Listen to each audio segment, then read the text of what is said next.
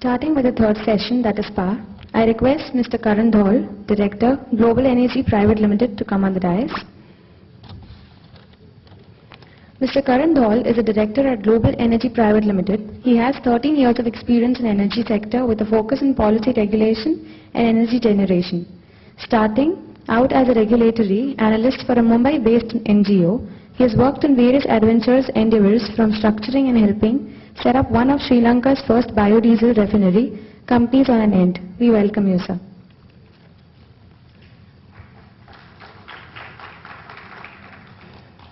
Good afternoon, ladies and gentlemen. It's a pleasure and an honor to be here today.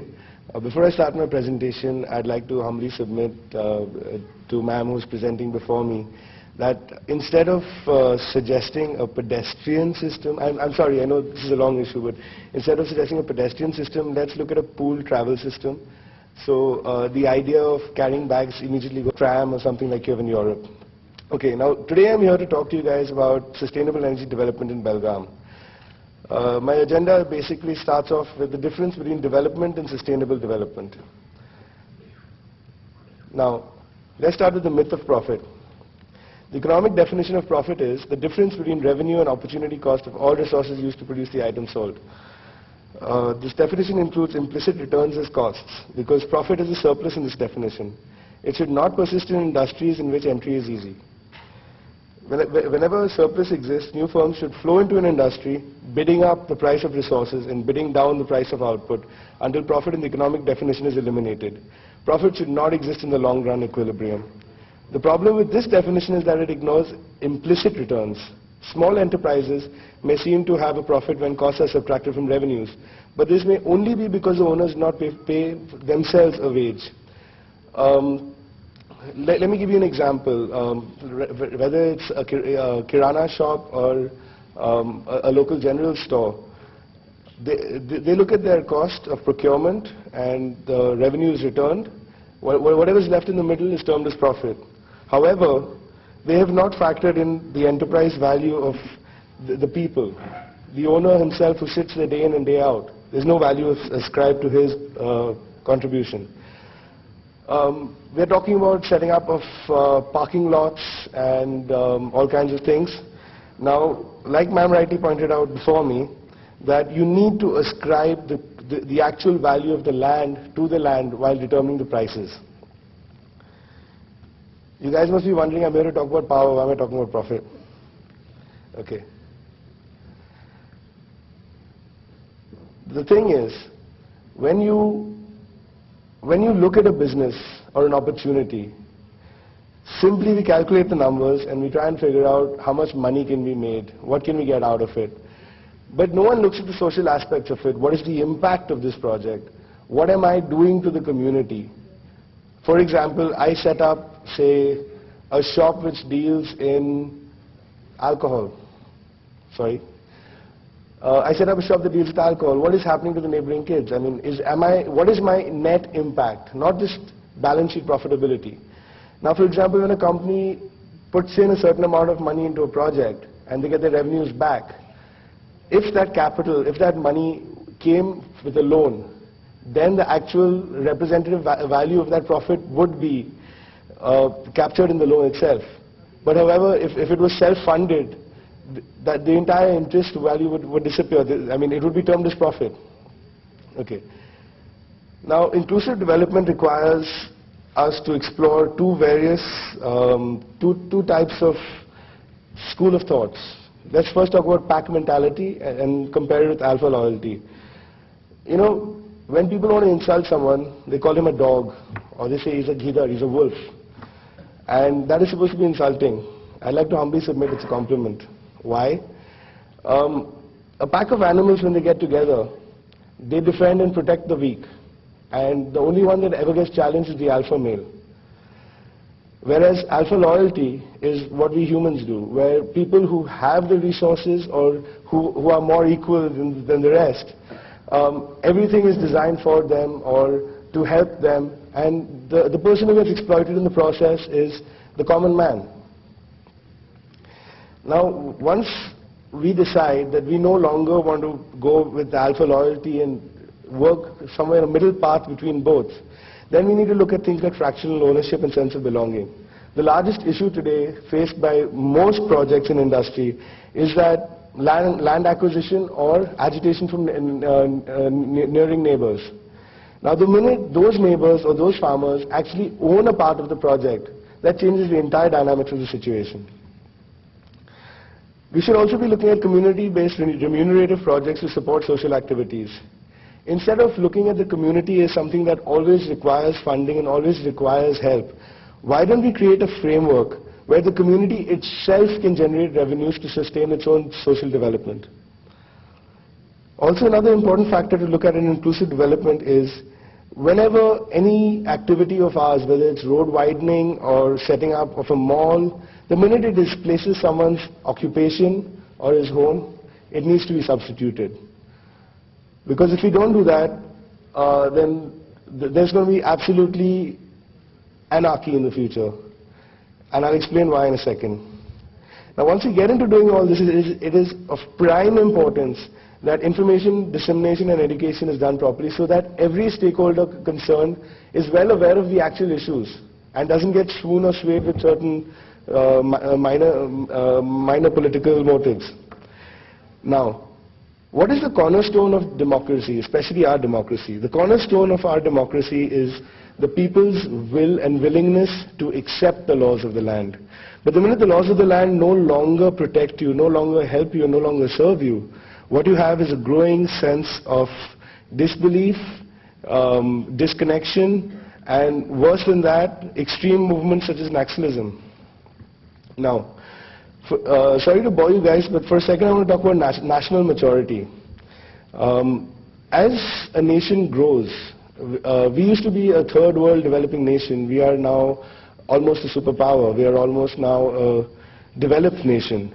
Now, as you develop, as you grow, your desires, your needs, your wants, everything changes. When we just got independence, we just wanted independence. But then as you go on and you find that independence doesn't feed you, you need to find economic activity. Then once you find the economic activity, you need to find governmental or institutional support to ensure that there's development of this economic activity. Then once you've gotten into it, it keeps progressing. So I'd like to submit to those people who keep comparing India to America or China for that matter. India is still a child. It's an adolescent country. It is in the process of growth. And as a child, when he's small, just wants milk from his mother, and then as he grows older, he just wants his friends. As he grows older, he wants a girlfriend, and eventually he wants a child of his own. Similarly, the nation itself keeps changing. The people, the policies, the regulations, the laws, all of it. It's a dynamic process. So as we move from a nation which has just got independence in a developing nation to a country which is actually becoming a superpower, we need to reassess what our desires are. We need to figure out what it is that we're doing and why we're doing it. When we talk about sustainable development, what is sustainable development and why do we need it? Because unless we answer these questions, we'll just be running around in circles and just going from task to task without having a complete vision in mind. Now for a second, let's talk about the true cost of power. You have regulatory commissions in every state whose job is to protect consumers and ensure that they have the lowest possible cost of power.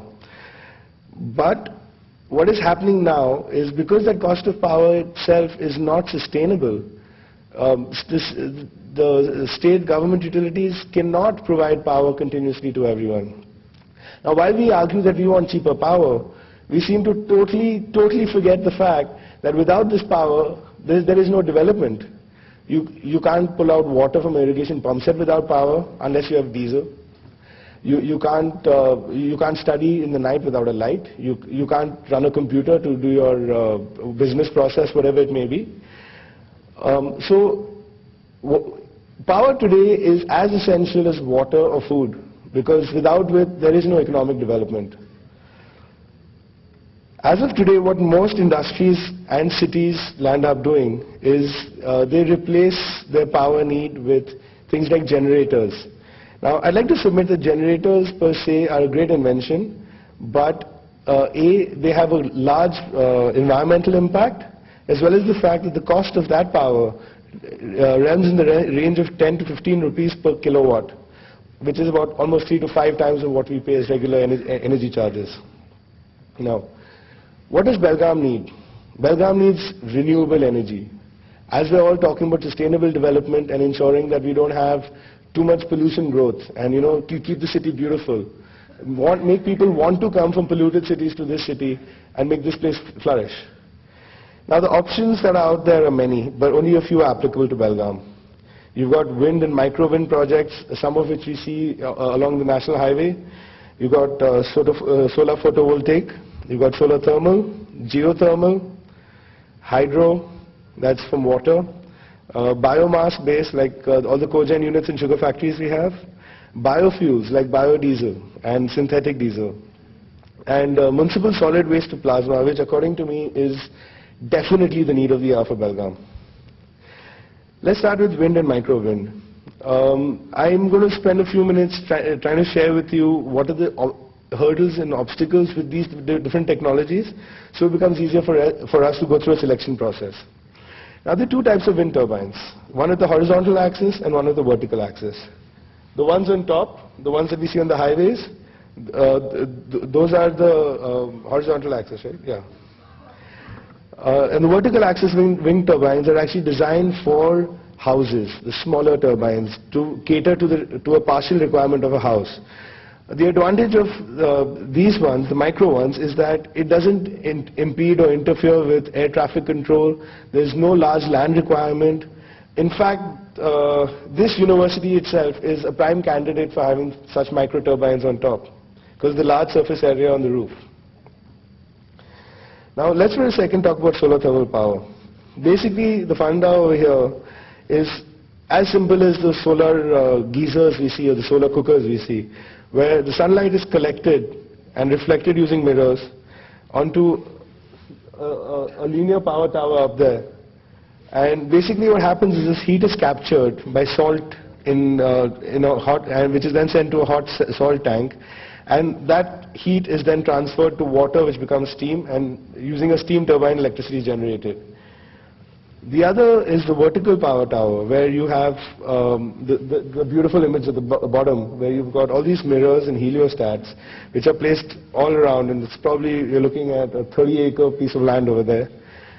And all the sun's energy is focused to the top of the tower. You can actually see the light being focused and coming back up to the top of the tower, where energy is generated. Now the limitation of this technology is that you need to have a minimum 10 to 20 megawatt size project for it to be viable. Let's come to solar photovoltaic. Now here is something where with the current incentive structure in place could be very, very workable for Belgaum. The first image we have is a settlement in Europe where the entire community is powered by solar power. They have absolutely no grid, no connection to the grid, nothing, and they love it and they live great. Also there's no pollution.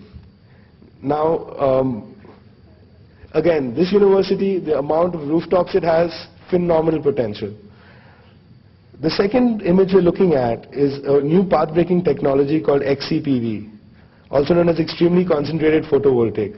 What this does is it magnifies the sunlight before it hits the panel and can give you up to 3 times as much as a regular panel. The third image is a diagram which kind of explains how the solar module works, but I'm sure most of you already know this, where the photovoltaic module is kept either on the roof or in direct view of the sunlight, from where electricity is then generated. It passes through an inverter where it's converted from DC to AC and then supplied to the house. And in some cases you may put a battery in the middle so that when there's less sunlight you still have a power backup. The bottom left hand corner we have an image here of a grid connected 1 megawatt photovoltaic plant. Now this plant in India, again, a very, very viable option because you have certain benefits in place from the central governments, the Ministry of Power and Ministry of Renewable Energy. And okay. Now let's come to the main crux of the situation. What does Belgaum really, really need? We need a municipal solid waste to energy plasma gasification plant. And I'll get to why in a second. Let's talk about what plasma gasification is. Plasma arc gasification is a waste treatment technology that uses electrical energy and high temperatures created by an electric arc furnace. This arc breaks down waste primarily into elemental gas and solid waste.